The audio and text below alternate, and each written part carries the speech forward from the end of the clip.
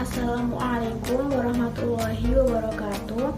Kami dari kelompok 6 yang beranggotakan saya Naswa Almeida dengan NIM 402210161 dan teman saya Nurul Afida Muflihah dengan NIM 402210177. Di sini kami akan mempresentasikan kalimat aktif dan kalimat pasif. Yang pertama, definisi kalimat aktif dan kalimat pasif. Kalimat aktif dapat diartikan sebagai kalimat yang subjeknya melakukan aktivitas atau tindakan dan menggunakan kata kerja tertentu dalam aktivitas atau tindakannya tersebut. Disebut sebagai kalimat aktif karena subjek dalam kalimat ini hanya dapat melakukan sesuatu terhadap objek karena adanya sebuah perantara.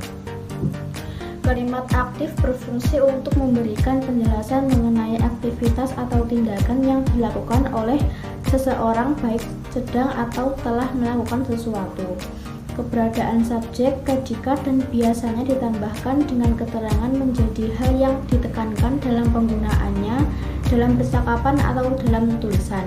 Kalimat ini perlu dimaksimalkan dalam penggunaannya, terutama bagi yang sedang belajar atau mendalami bahasa Indonesia, baik itu penulisan atau penyampaiannya.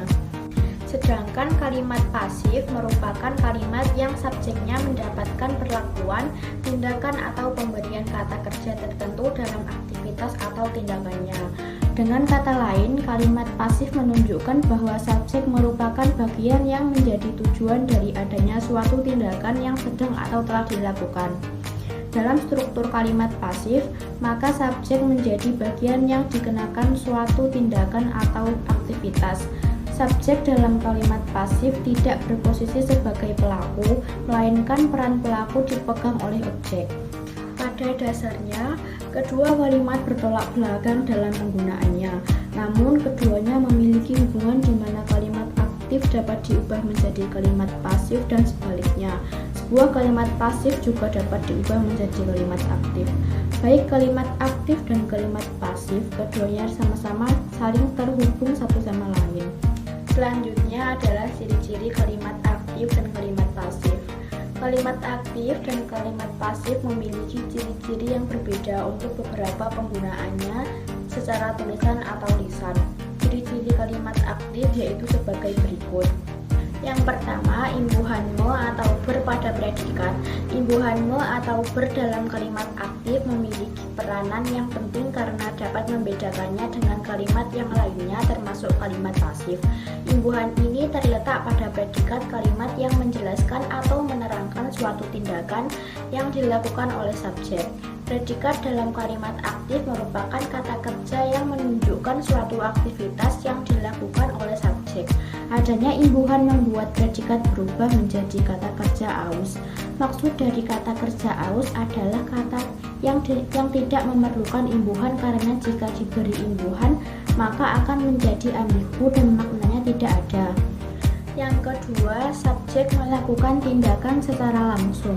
Kalimat aktif menunjukkan bahwa subjek sedang atau telah melakukan tindakan langsung yang memberikan kemudahan bagi pembaca karena dapat memahami maksud dari penulis. Dengan hal tersebut, makna yang terkadang dalam tulisan penulis dapat lebih sempurna disampaikan kepada penerima sehingga dapat mengurangi perbedaan persepsi.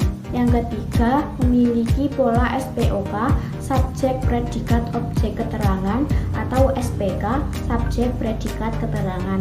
Pola subjek diikuti predikat dan objek ditambah dengan keterangan mungkin tidak asing untuk dikenal karena materi ini dipelajari dalam bahasa Indonesia.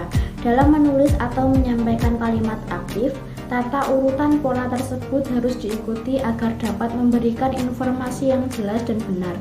Kalimat aktif dapat berupa SPOK atau juga berupa SPK, tergantung bagaimana cara penulis atau penyampaian ingin menyampaikan dalam kalimat tertentu. Yang selanjutnya, ciri-ciri kalimat pasif.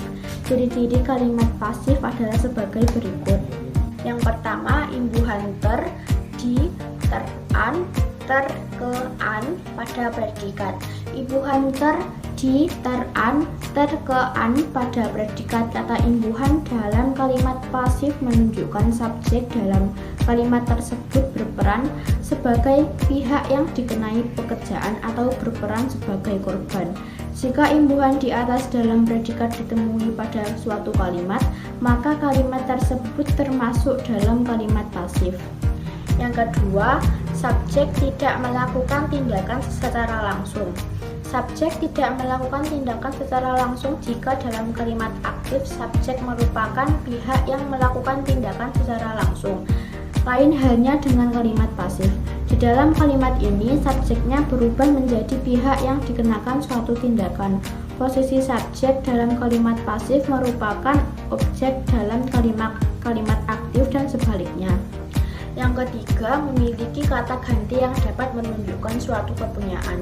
Kata ganti yang menunjukkan kepunyaan baik itu orang pertama, kedua, atau ketiga disebut dengan pronomina persona. Dalam pembentukan suatu kalimat, pronomina persona bisa bergabung dengan subjek atau objek dan predikat dengan objek.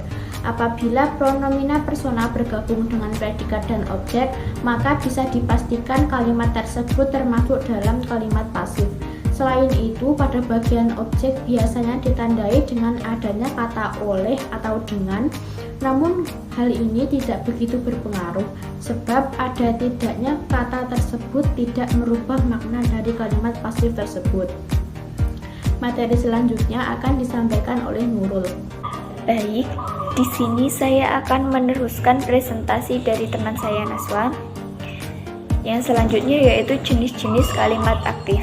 Yang pertama, kalimat aktif transitif.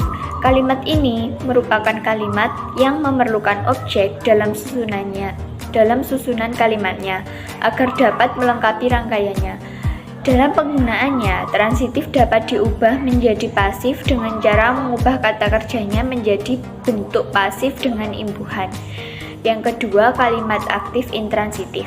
Kalimat aktif intransitif merupakan kalimat yang merupakan kebalikan dari transitif, di mana objek merupakan unsur yang tidak diperlukan dalam susunannya.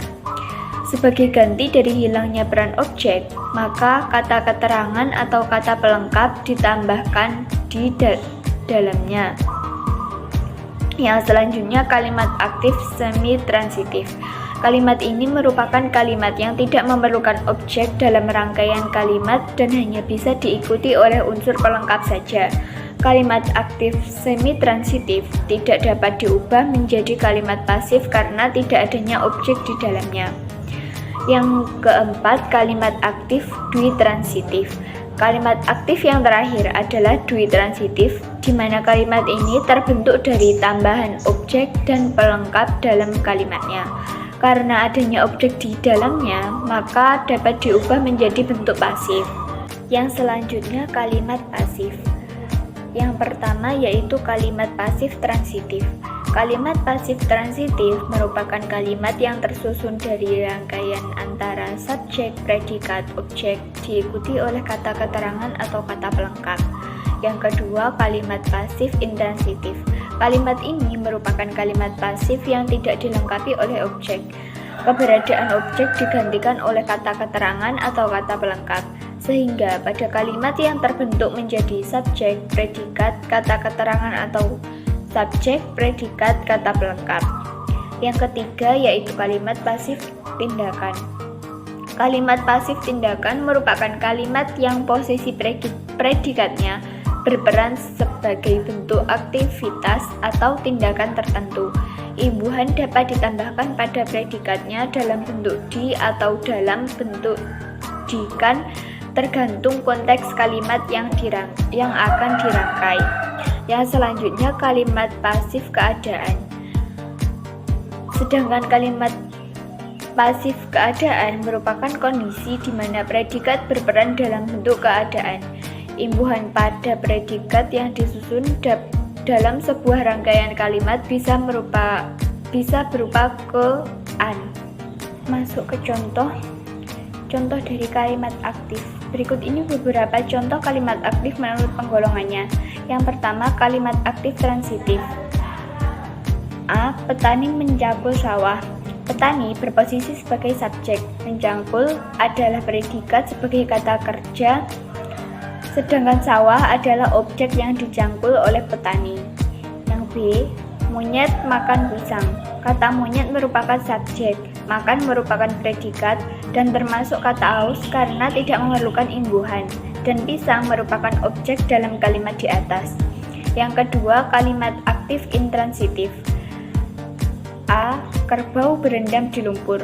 Kerbau merupakan subjek, berendam merupakan predikat, dan di lumpur merupakan kata keterangan yang menunjukkan letak suatu tempat. B. Atlet itu bertanding dengan semangat. Kata atlet itu merupakan subjek, bertanding merupakan kata predikat, dan dengan semangat merupakan kata pelengkap. Yang ketiga, kalimat aktif semi-transitif. A. Anak-anak bermain dengan gembira. Kata anak-anak merupakan subjek, bermain merupakan predikat, sedangkan dengan gembira merupakan pelengkap. B. Para buruh bekerja sangat giat. Para buruh berposisi sebagai subjek, kata bekerja merupakan kata yang berposisi sebagai predikat, dan sangat giat merupakan pelengkap. Yang keempat, kalimat aktif dwi-transitif. A. Ayah membelikan adik sepeda yang baru.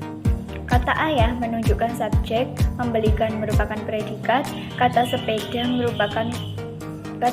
menunjukkan objek, sedangkan kata yang baru merupakan pelengkap. B. Ibu berbelanja sayur dan daging untuk makan malam. Ibu merupakan kata yang menunjukkan subjek, berbelanja merupakan kata yang menunjukkan predikat, sayur dan daging merupakan objek, sementara untuk makan malam merupakan kata pelengkap. Yang selanjutnya contoh kalimat pasif. Yang pertama, kalimat pasif transitif. A. Mobil telah diperbaiki oleh ayah. Mobil merupakan subjek, telah diperbaiki merupakan predikat, dan kata oleh ayah merupakan objek. B. Pisang itu dimakan monyet yang kelaparan. Pisang itu menunjukkan subjek, dimakan merupakan kata predikat, monyet merujuk pada objek, dan yang kelaparan merupakan kata pelengkap. Yang kedua, kalimat pasif intransitif. A. Baju itu terkena tinta kemarin sore. Kata baju itu merupakan subjek, terkena merupakan predikat, dan kata kemarin sore menunjukkan kata pelengkap. Kucing itu terkurung. Yang kedua, kucing itu terkurung di dalam kandang.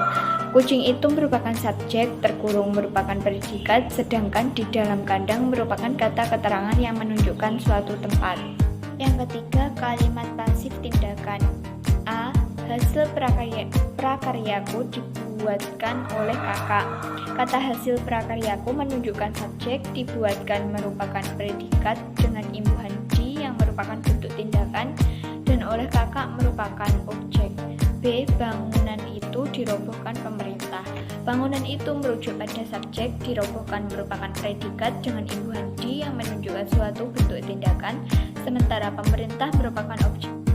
4. Kalimat pasif keadaan. A.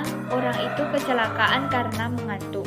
Orang itu merujuk pada subjek, kecelakaan merupakan predikat yang menunjukkan suatu keadaan dengan imbuhan ke-an, dan karena mengantuk merupakan kata pelengkap. B. Rumahnya kebanjiran bulan lalu. Rumahnya merupakan subjek, kebanjiran merupakan predikat yang menunjukkan keadaan dengan imbuhan ke-an, sedangkan bulan lalu menunjukkan kata pelengkap. Mungkin cukup sekian presentasi dari kelompok kami. Ada kurang lebihnya mohon maaf.